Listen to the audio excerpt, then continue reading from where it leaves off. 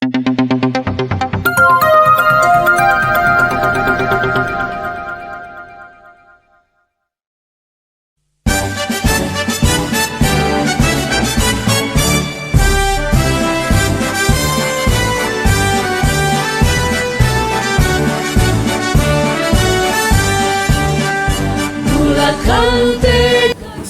warahmatullahi wabarakatuh.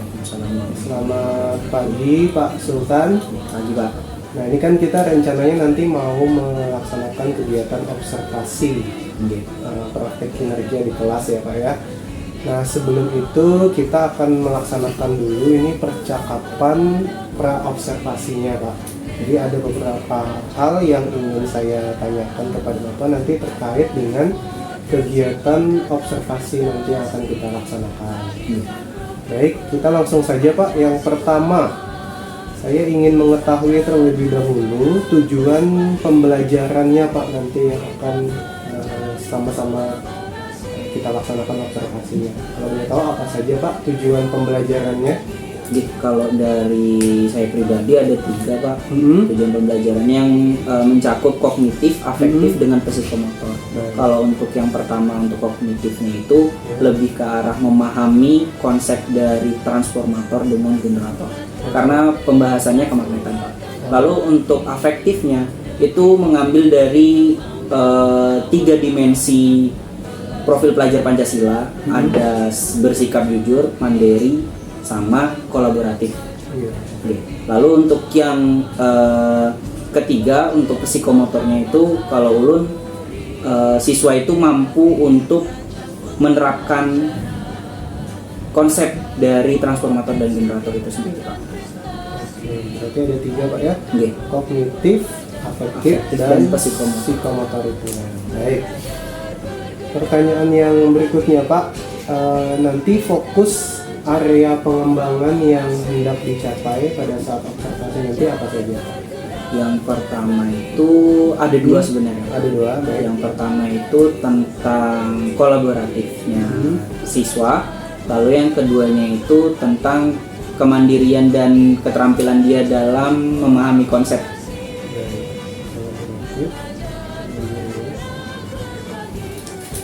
Nah selanjutnya Pak Sultan, strategi apa yang sudah Bapak siapkan untuk mengembangkan area yang hendak dicapai tadi Pak? Kalau dari strategi sendiri saya mungkin ada beberapa strategi Pak. Mungkin yang pertama itu pendekatannya menggunakan pendekatan yang kontekstual. Maksudnya kayak kontekstual itu lebih ke arah di kehidupan sehari-hari. Lalu yang kedua untuk media pun kita saya sendiri pengen memanfaatkan media teknologi yang berupa PET, fisika atau laboratorium fisika virtual. Lalu untuk yang metode model yang saya gunakan antara 2 Pak. Kalau tidak discovery learning ya inquiry terbimbing. Baik. Itu tadi Pak ya, pendekatannya kontekstual, medianya PET, sama modelnya nanti antara discovery atau inquiry. Kalau untuk penilaiannya sendiri nih Pak, apa saja yang rencananya nanti akan dinilai pada saat KBM-nya? Kalau untuk yang dinilai sendiri berarti kalau untuk sikapnya, karena sikapnya tadi sesuai dengan 3 dimensi, itu menggunakan observasi saja Pak.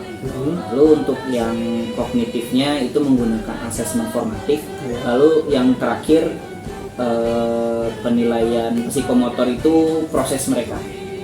Berarti kalau psikomotor itu juga lewat observasi juga. Observasi. Oke, jadi untuk pelaksanaannya nanti di hari Rabu ya Pak ya? Itu di kelas berapa Pak? Di kelas 12D. Di kelas 12D jam 1 sampai jam 3. Baik, ini kalau boleh saya rangkumkan Pak, tadi tujuan pembelajarannya yang saya tangkap ada 3 ya, kognitifnya nanti untuk memahami konsep trafo, materinya nanti trafo gitu Pak ya.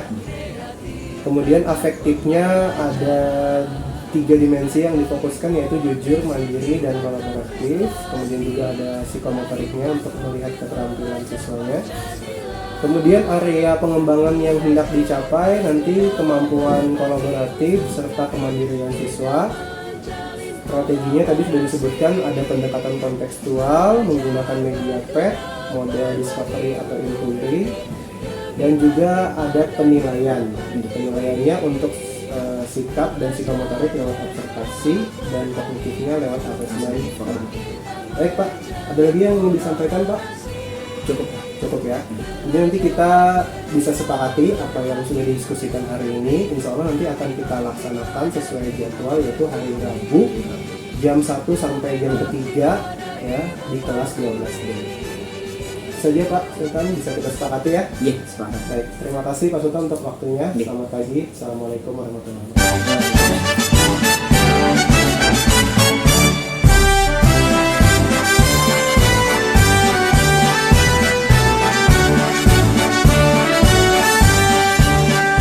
Bulatkan tekad, kuatkan hati, negeri ini memanggilmu kawan. Belajar bergerak berbagi untuk negeri, guru penggerak majukan pendidikan. Guru penggerak menghamba pada murid, kreatif rancang pembelajaran. Hargai potensi, tingkatkan prestasi, lahirkan profil pelajar Pancasila. Belajar, bergerak, berbagi untuk negeri, kita menjalin kolaborasi. Belajar, bergerak, berbagi untuk negeri, demi bakti pada Ibu Pertiwi.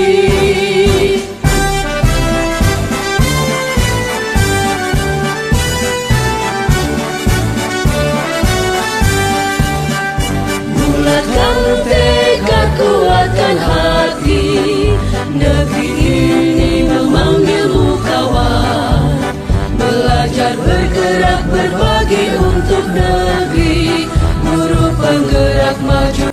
Assalamualaikum warahmatullahi wabarakatuh. Waalaikumsalam warahmatullahi wabarakatuh. Selamat pagi Ibu Yusniarti, Bapak Sultan. Saya Giat Prima Yoga. Dalam kesempatan ini kita akan melaksanakan kegiatan pasca observasi ya. Observasinya telah dilaksanakan pada hari Rabu kemarin. Jadi ini dibuat dalam rangka untuk memenuhi tugas saya sebagai calon guru penggerak Angkatan 11 Kota Banjarmasin. Ya, jadi pertama-tama saya mengucapkan terima kasih terlebih dahulu untuk kerjasama dari Pak Sultan yang sudah bersedia untuk saya observasi kemarin, dan juga kita sudah melaksanakan percakapan pra-observasi ya di hari Rabu sebelumnya gitu ya. Jadi hari ini kita akan melaksanakan pasca observasinya nih Pak Sultan. Nah, sebelum nanti saya menyampaikan catatan saya selama mengamati Pak Sultan di kelas kemarin, saya ingin mengajukan beberapa pertanyaan Pak terlebih dahulu Pak. Yang pertama, bagaimana nih perasaan Bapak kemarin pada saat melaksanakan kegiatan pembelajaran? Kalau dari perasaan saya pribadi Pak, itu luar biasa. Dari anak-anaknya pun ya dalam tanda kutip overaktif. Maksudnya kayak lebih memberikan apa ya, selalu bertanya, Pak ini kenapa seperti ini kenapa seperti itu. Jadi ada yang namanya timbal balik antara guru sama murid, seperti itu Pak. Oh, jadi ini justru anaknya sangat aktif Pak, sangat aktif dalam mengikuti pembelajaran. Kalau perasaan Bapak sendiri, pembelajaran itu ketika ada orang yang mensupervisi gimana Pak? Apakah menjadi beban atau biasa aja? Kalau dikatakan menjadi beban tidak ya Pak. Cuman kalau misalkan ada nervousnya sedikit, maksudnya kayak gugup gitu, tiba-tiba kan ada yang dari yang biasanya mengajar ya Pak biasanya, ya? Berarti ada sedikit ya, ada sedikit karena ada orang nih yang mengamati gitu ya. Oke. Nah, itu tadi Bapak Sultan sudah menggambarkan secara umum ya bahwa anaknya ternyata sangat antusias, sangat aktif. Kalau untuk jalannya proses pembelajaran sendiri itu seperti apa Pak? Kalau jalannya pembelajaran biasanya seperti ini Pak, karena saya dapatnya kelas 12D kemarin mengajar, itu karena anaknya melalui observasi awal saya pribadi itu lebih suka yang bermain dan belajar. Jadi konteksnya saya mengambil supaya mereka berkelompok terus membuat sebuah tim untuk saling kompetisi dalam mencari pengetahuan mereka sendiri seperti itu. Baik. Jadi kalau untuk modelnya kemarin tuh yang direncanakan problem based ya Pak? Nggih, problem based. Nah, apakah itu kemarin sudah terlaksana Pak atau seperti apa? Ada satu hal yang belum terlaksana Pak. Itu asesmen awal. Oh iya. Iya, asesmen awal saja yang tidak terlaksana. Sisanya alhamdulillah terlaksana. Jadi asesmen awal itu padahal direncanakan ya gitu Nggih, ya? direncanakan. Kalau rencananya itu seperti apa Pak? Mungkin rencananya kalau dari mereka sendiri pengennya sih seperti kuis-kuis saja Pak, yang melatih kognitif mereka supaya anak ini dibatas seperti ini materi yang dia pahami dan sebagainya gitu aja Pak. Tapi itu belum sempat Nggih, belum sempat karena terlaksana ya. Oke. Jadi dari sintak-sintak untuk model problem based learning itu berarti sudah secara umum sudah terlaksana ya Pak? nggih, Ya? alhamdulillah sudah Pak. Oke. Kemudian Pak, pertanyaan berikutnya dari kegiatan pembelajaran kemarin, kira-kira hambatan apa Pak yang kemarin dialami? Boleh diceritakan?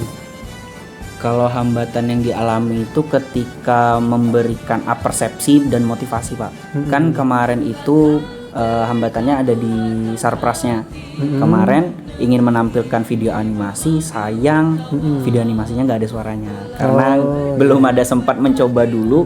Tiba-tiba langsung ini bagus, ini langsung digunakan. Oke. Berarti mungkin tuh dari sisi kesiapannya ya Pak ya? Kesiapan media. Ya betul. Kalau dari sisi siswanya Pak, apakah ada hambatan dalam menerapkan model PBL?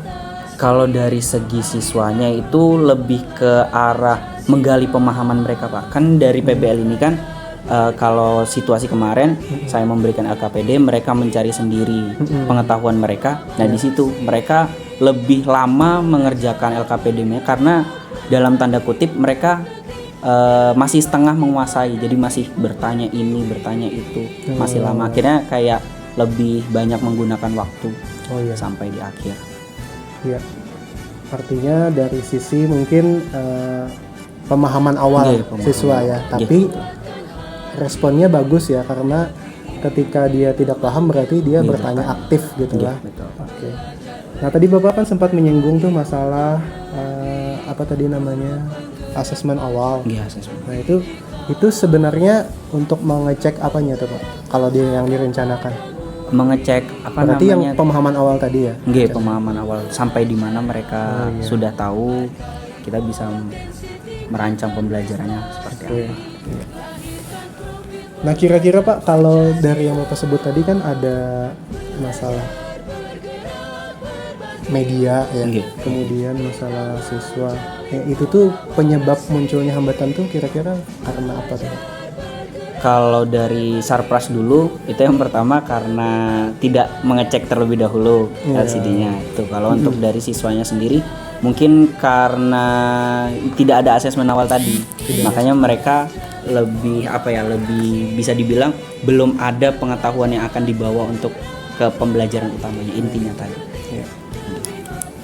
Baik. Nah, sekarang Pak, kalau memang seperti itu ada kendala-kendala, ada hambatan, kira-kira rencana ke depan untuk mengatasi hal tersebut seperti apa nih Pak? Kalau ke depan yang pasti semuanya harus clear dulu, mulai dari sarprasnya dicobain dulu sebelum maju kan.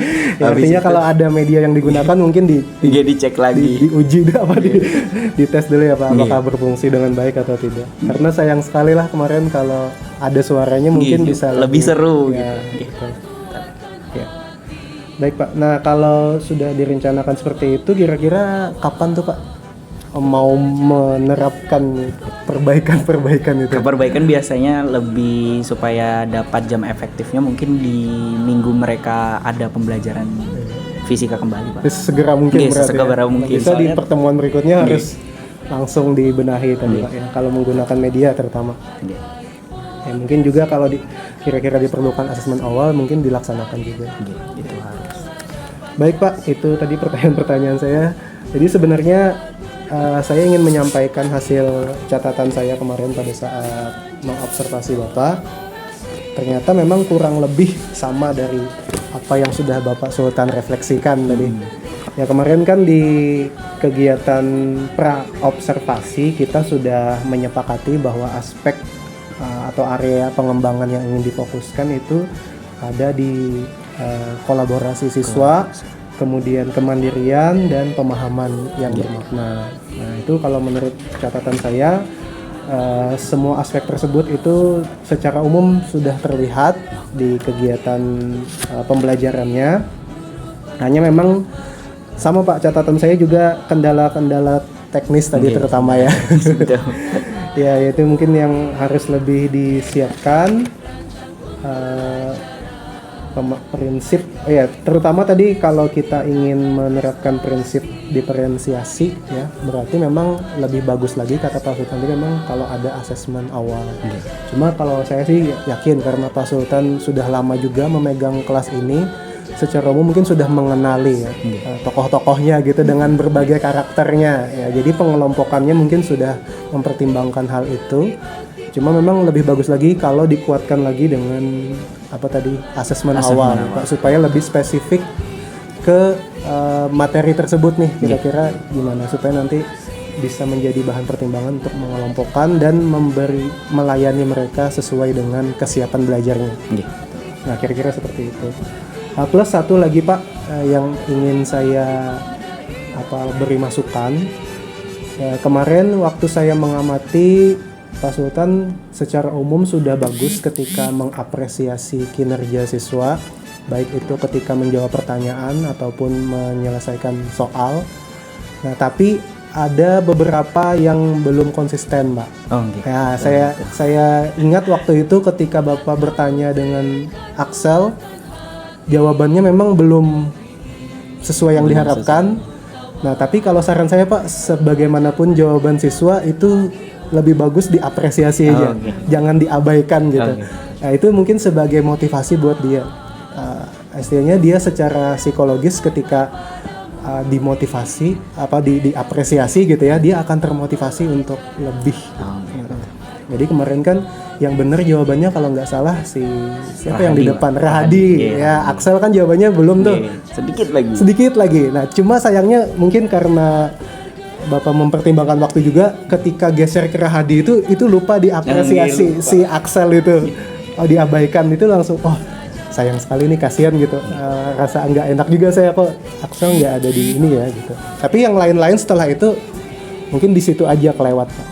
Jadi mungkin bisa lebih diperhatikan kita memberikan istilahnya umpan balik yang positif itu harus lebih konsisten. Bahkan kepada anak yang jawabannya belum sesuai dengan harapan kita. Nah, gitu Pak. Jadi itu aja Pak. Secara garis besarnya sudah bagus. Kemudian sintak-sintaknya juga sudah terpenuhi. Jadi saya kira mungkin Pak Sultan bisa melanjutkan ya pembelajaran seperti itu mungkin dengan perbaikan-perbaikan tadi ke depan sesuai dengan yang sudah direncanakan tadi. Gimana Pak? Ada tanggapan lagi? Cukup. Sudah merasa itu aja. Ya, kira-kira apakah gimana menurut Bapak dengan adanya kegiatan supervisi ini Pak? Justru malah merasa ada yang mengontrol supaya tidak terus seperti ini. Ada perbaikan. Ada perbaikan terus ya Pak. Ya, jadi prinsipnya kalau pembelajaran itu kan kita berbenah terus gitu kan, belajar, mengajar gitu kan. Jadi terus ada perbaikan yang berkembang. Dari Ibu Yus mungkin ada yang ingin ditanggapi Bu? Terima kasih banyak nih atas kegiatan observasi ini. Ini secara tidak langsung memberikan pengalaman bagi Bapak, juga Bapak Sultan, dan terutama pada Bapak Yoga. Karena pada fase ini Bapak Yoga sudah menempatkan diri. Kalau misalnya Bapak Yoga nanti mendapatkan jenjang, ibaratnya tuh secara fungsional lebih tinggi lagi, beliau sudah tahu kayak gini nih peran saya. Kalau misalnya saya duduk menjadi pimpinan sekolah, jadi seperti itu. Jadi Bapak Yoga sudah menjalankan sebuah pengalaman di kegiatan ini, di mana beliau menjadi supervisor dan Bapak yang di observer. Jadi pada kesempatan ini juga Bapak mendapatkan pengalaman tentunya ya. Yang jelas itu Bapak dalam mengajar itu ada beberapa hal yang perlu diperhatikan lagi, walaupun itu agak sepele tapi itu sangat menentukan loh Bapak. Jadi pas aja sudah menurut Ibu jawaban dari Bapak Yoga tadi dan juga tanggapan Bapak Sultan mengenai kegiatan ini, semoga pada kegiatan berikutnya itu Bapak Yoga dan Bapak Sultan juga lebih bisa lagi memperbaiki khususnya di dalam pembelajaran, dan Bapak Yoga juga pada kesempatan hari ini dijadikanlah sebagai sebuah pengalaman berharga Bapak Yoga untuk jenjang ke berikutnya. Ya, terima kasih banyak. Oke, sama-sama Ibu. Mungkin itu aja ya untuk kegiatan pasca observasi pada hari ini. Sekali lagi saya ucapkan terima kasih kepada Pak Sultan yang sudah bersedia menjadi pihak yang diobservasi. Saya lupa namanya apa ya. Coach kalau nggak salah ya. Itu kalau di coaching sih. Dan Ibu yang sudah bersedia juga untuk mendampingi kegiatan pasca observasi ini. Akhir kata, billahi taufiq wal hidayah. Assalamualaikum warahmatullahi wabarakatuh. Waalaikumsalam.